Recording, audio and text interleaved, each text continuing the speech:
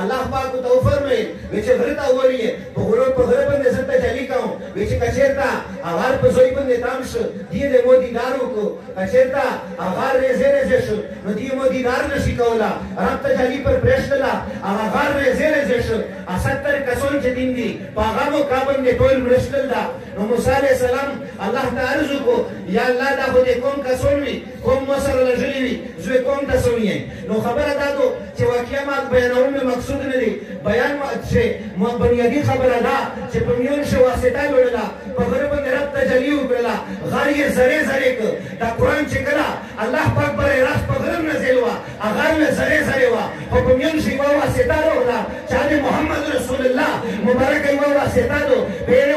واسطې سره قرآن میں جمال جوړ شو قرآن نشته ستا د نبی علیه السلام په واسطې سره میلاو شو نو دا عظیم کلام نو دا رب ذوالجلال چې دیما سینه او د خوښۍ سینه د نبی علیه السلام سره یو خاص مناسبت لري ځکه چې نبی علیه السلام یې حافظ و قرآن یې یاد و نو رب ذوالجلال چې کله دا سینه خوښوي انتخاب یې کوي نو به دغه سینې انتخاب چې رب کوي به دغه یو نسبت قایم شي نسبت یې د محمد رسول الله سره شي د هر حافظ نسبت د محمد رسول الله د سینې سره ده د هر حافظ نسبت د رب ذوالجلال کلام سره ده د عرش او د فرش ملک سره ده نو باید دومره لوی مقام لري د مدرسې څخه عام ماحولونه نه دي د عام یو ماحول نه ده باید یو د رب ذوالجلال کلام په ښایسته کوي کلام شفاعت بصورت من مثله ټوله دنیا خلق ته چلین ده قرآن غوندې تاسو یو کلام پیش کړئ یو سورت پیش کړئ یو آیات پیش کړئ ټوله دنیا په هر لباس کړي شته قرآن توحید کوي شي قرآن غوندې کلام نشي پیدا کولا باطل شي دا خبره ده چې کله یا دلیل مقابله په دلیل سره نشي کوي بدای په دغه ټیم په بدمعشي راشي بدای په بدتمیزي راشي بدای په بې ادبي راشي خو دې بیا یا مسلمان سره چې دین ده د دین د خلق مقابله نشي کولا نن د خلق د قرآن توحید هو کوي شي قرآن توحید کوي شي محمد رسول الله توحید کوي شي او کیندار په کیندار سره جوړ نشي کوي دلیل په دلیل سره جوړ نشي کوي قرآن غوندې عظیم کتاب نشي پیش کولا نو رب ذوالجلال نشته څه داسې کلام رو ده د رب ذوالجلال عظیم کلام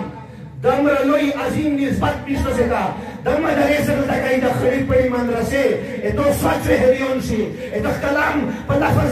عجیبه کمال ده مفسرین فرمایي رب په یو کلام یو خبره شي رب په یو آیات شي په یو لفظ شي دمره جلال ده کچېرته د قرآن دغه په